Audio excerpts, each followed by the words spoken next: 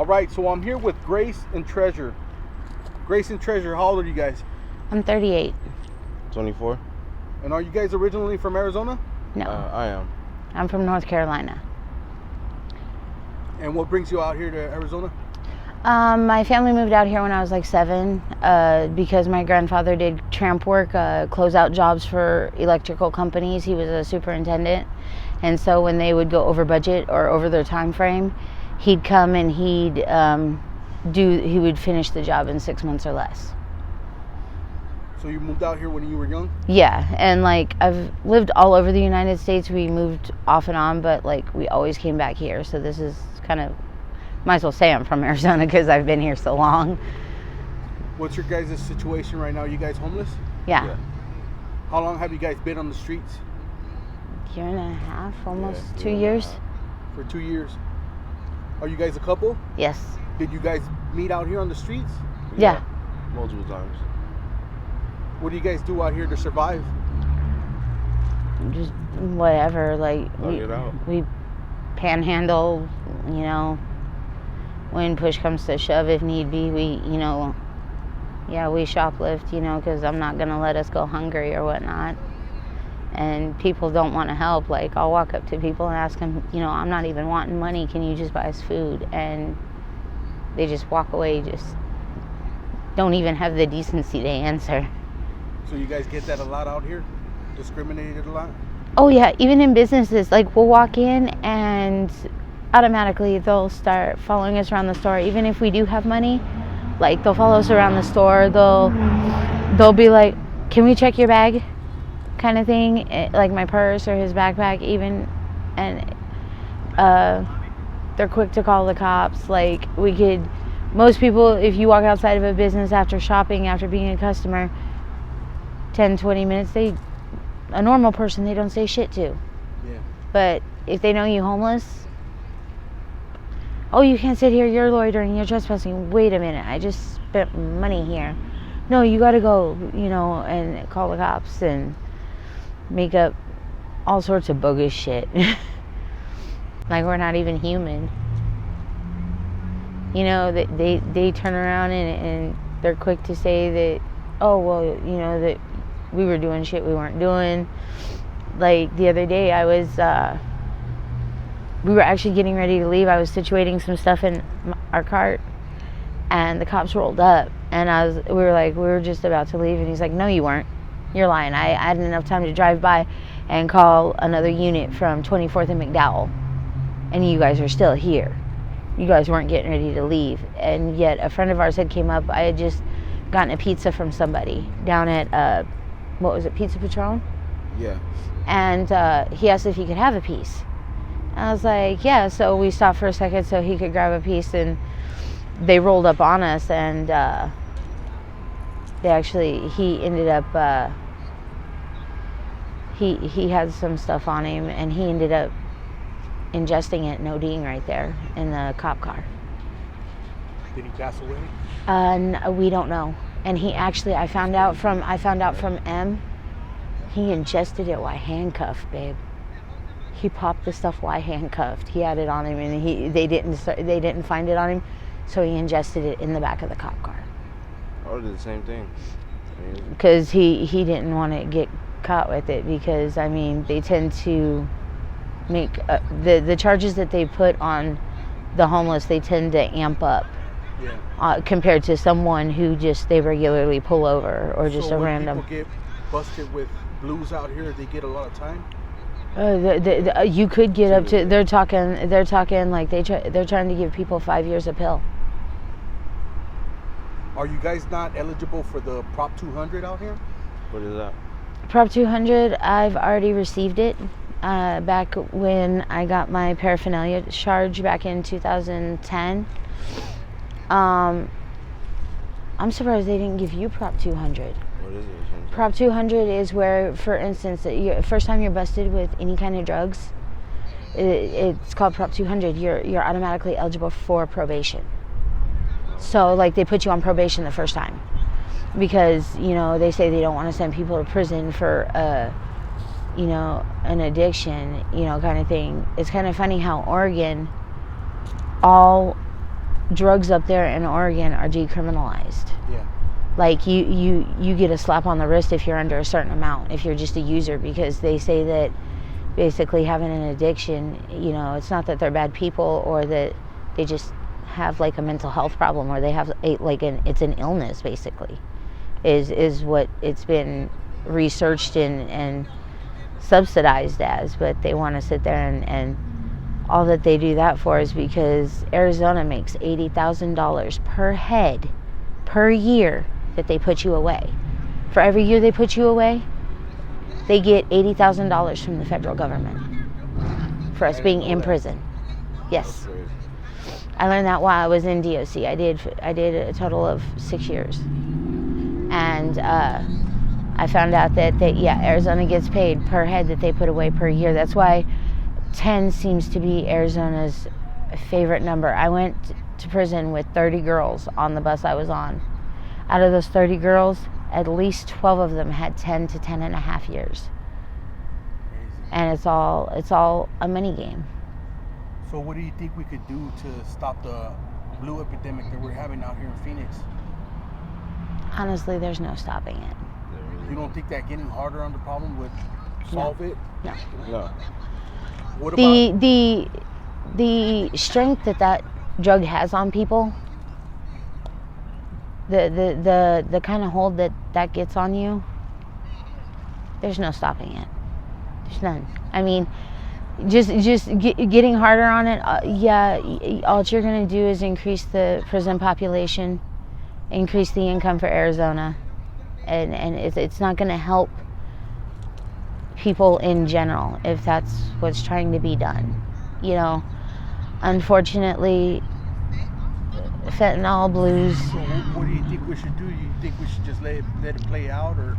Well, I don't know about play out, because I mean, people are always gonna, if they're gonna do it, they're gonna do it. They're gonna find a way, a means, and you know, the thing is like, it's a lot stronger than heroin or any other, you know, man-made drug. There's like always two sides to it.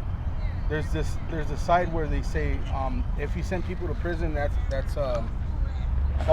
being harsh, and then like if you just let people do what they're gonna do over here and decriminalize these drugs, you're only enabling them. What do you think? It's not enabling. I mean, an addiction's an addiction. You know, if for instance, I have an addictive personality. I get addicted to things really easy. When I started dabbling in drugs, I started on methamphetamine. First time I hit it, fell in love. I was on and running. You know, I didn't start off small on like weed or alcohol. Like I went, you know, and it's actually been proven that people, if their parents like had an addiction, my dad was on cocaine when he got my mom pregnant, that the child is more likely to have an addiction as well. It's almost, they kind of said it could be hereditary, that addictive tendency. And my brother's dad wasn't. He was from Mexico. He was illegal, and my brother is the good kid of the family. He never been to jail, never been to prison, has a job, went to college. My dad, my mom met him in prison. He was 25, she was 16. And my grandpa was doing a prison ministry in the prison my dad was in. That's how my mom met my dad, was in prison. He was literally serving time for cocaine when my mom met him. He said he didn't have anywhere to go for parole, and my grandpa opened his home to him. And the way he thanked my daddy was by getting his 16-year-old daughter pregnant with me. My dad wanted my mom to have an abortion, and she wanted to keep me. And so my grandpa said, then that's what we'll do. And him and my grandma helped raise me. I did most of my first probably 5 years of raising, because my mom was scared, like, to even hold me. She was scared she was going to hurt me or something, you know, just because I was a baby. So, you know, as far as the drugs go, like, when, it's kind of funny because when El Chapo got caught, he said he was going to release the Blue Devil on America. He never lied. And lo and behold, blues. And where does it come from? Over the border. I think this was pre-planned all along. And I mean, this drug, I can say, has brought today's society to its knees. As far as even in the hustle, you used to be able to make a decent living even if you were on the streets hustling, whether it was boosting or whatever, because you got 50% on the dollar. But now you can get everything from getting your dick sucked to friggin' a 50-inch TV for a few blues. The cost of everything has went right into the friggin' ground. I used to escort. I used to be a working girl, a hoe. Now bitches out here sucking and fucking for 1 or 2 blues. Hell nah. It'd be a cold day in hell. Because I look at it this way. One thing I did learn about hustling and being on the street is if I'm doing anything, whether it be by book or by crook, for less than what it costs to put a roof over your head for the day, you backwards hustling. You shouldn't be out here in the street. And like I tell people, I'm not out here because it's cute, because it's the thing to do. I'm out here trying to survive. I'm out here trying to keep a roof over my head, food on the table, just everyday shit that normal people have. But when you've got people out here that are just, ripping and running just for the high, they selling everything, swear to God, most people would sell their mama nowadays for a blue. It's a damn shame. It's crazy. Yeah, I mean, I was chilling with the homie a few months ago, and this girl offered to suck his dick for a slide, for a hit. Not even a whole pill, just a hit. Like, wow. What the fuck? That's deep. Right. I'm like, what has today's society came to when, you can't even really, unless you doing big things, like, I'm talking, You probably shouldn't say what you're about to say. I'm just saying, like, money, like fraud, shit like that. Yeah. That's the only way, like, because used to, if you go and boost merchandise, you could make a decent living. Yeah. But now they selling everything merchandise, like stuff that used to be considered high end, Bluetooth speakers and portable chargers and stuff. Like, 1 pill. They sell them for half a pill. Pill. That's Or all a you. slide. Right, and I'm talking, and this is like the good, higher, like $100 portable chargers that are solar and regular chargers that you get in one pill for. I'm like, how? And it's getting to the point where even the homeless community, they're getting greedy. The ones that do have are holding the substance, so to speak. They lowballing everyone because it's all about that almighty dollar. That's what it all boils down to, like. People are robbing people now, like homeless robbing the homeless. There used to be an honor among thieves, so to speak. Not anymore. It's like now it's, unless you got a significant other that's got your back, it's you better put your back against the wall, because you can't put your back against anybody out here. It's a dog-eat-dog world, like, literally, and it's gotten only worse since. Because when I first got out here in the streets, I was like 23. And like I said, there was an honor among thieves. Like, as a working girl back then, like, if one of us fell off one night, like, we didn't have the money for our room or whatever, the rest of us girls would band together, and we'd take the girl that, like, couldn't get a room, and we'd let her come into one of our rooms and get back on our feet. We gave her a hand up, not a hand out, by no means. But, and if you were from that hood, your stuff, you were off limits. We didn't touch each other's shit. We didn't steal from each other. Now, if you came into the hood and you weren't from there, you were fair game. But now there's none of that camaraderie or, looking out for each other anymore. It's every man or every couple for themselves, so to speak. And, so it's not like we're not just like fighting against, trying to stay out of handcuffs. We're dealing with, the everyday normie society that doesn't want to help. They just want to look down their noses at us. They don't care, like, they automatically think because we're on the streets that we're just some, strung out, addicted junkie that chooses to be out here. They don't stop and take the time that maybe it's by circumstance and not by choice. I was engaged and my fiance passed away of cancer.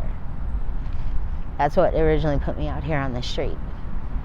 Is that he passed away, his family gave me nothing because I wouldn't talk him into going and getting treatment for his cancer. And so they held a grudge against me and just booted me out with my stuff on the street. And I've been struggling to get a footing ever since. That was about 2.5, almost 3 years ago that I got out here. And his family, they don't understand between his, because he's SMI, he has mental health problems, and between that and his addiction, they don't understand it because they don't do stuff like that, So they just automatically want to shun him or cut him off or, send him messed up postcards in jail saying that they want their son, their brother, their uncle back. But they don't understand that, it's not that easy. To somebody who's never had an addiction, they don't know the everyday struggle, the turmoil that we go through inside. They just think it's something that could be easily fixed with a rehab or a pill or some shit like that. That's not always the case. A lot of people do this because they're self-medicating to cover up shit that they've been through so they don't have to deal with it. I've lost 2 kids to CPS. They adopted my kids out because they were the perfect age. They were 2 and 1. Perfect adoptable age. Something else Arizona gets paid for. $20,000 per child they adopt out. On top of the money that the foster parents make each month for taking care of somebody else's kid. The state gets paid $20,000 per child. And because my kids were the perfect adoptable age babies, which is what everybody wants, I can't have kids. Because I jumped through CPS's hoops. I got out of jail and jumped through their hoops for 6 months trying to get my kids back, stayed clean, had a job, had a place to bring them home to. And they still severed my rights and adopted my kids.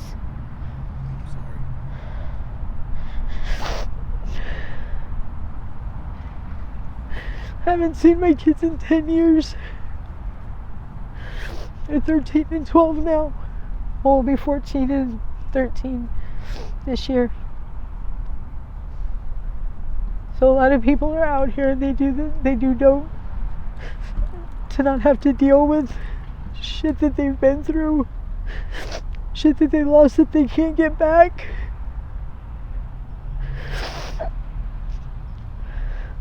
So it's not as easy as just, talking to a psychiatrist and taking a pill and poof, everything's okay. Because it's not. Some shit you never get past, some shit you never get over.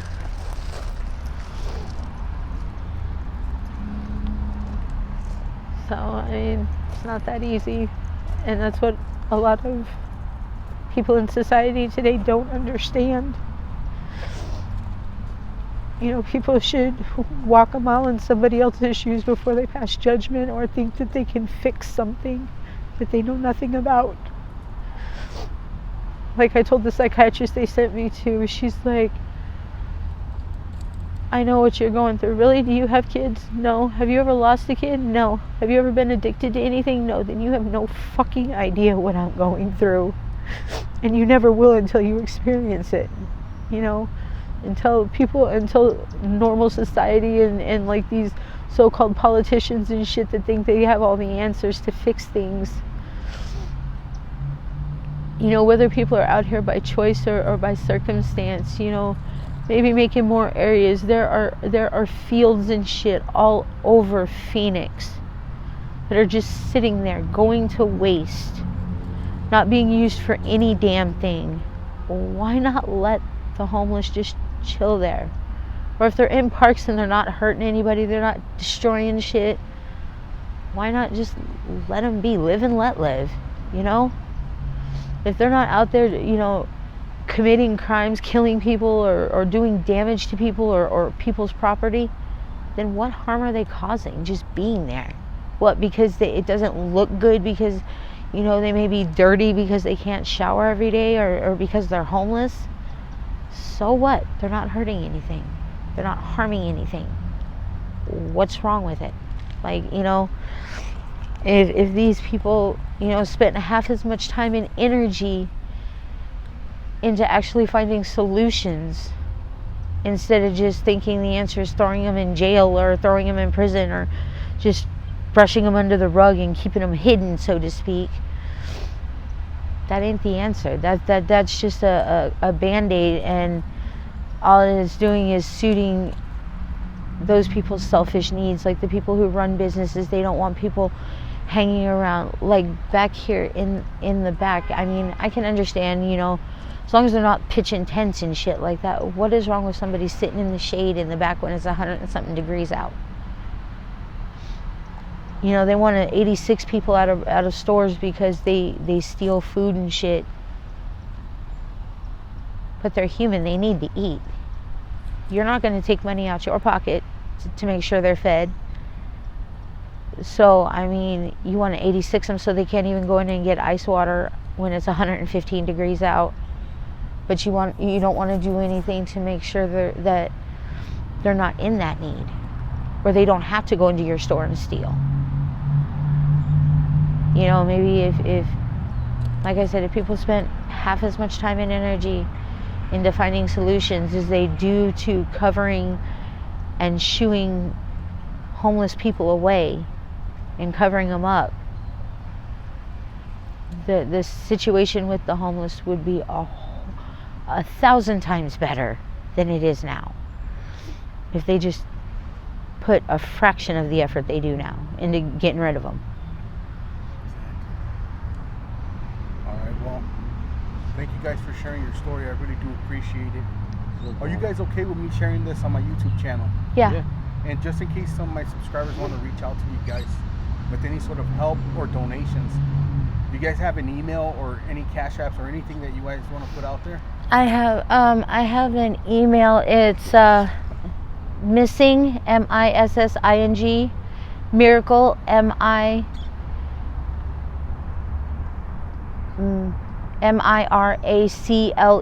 22@gmail.com, and they can reach out to my email that way, and I can hit them with my PayPal or my Cash App, because it's a long ass thing, so it'd be easier for them to just email me. And we're right here on like 40th and McDowell all the time. Like, we're out here every day because we have nowhere else to go.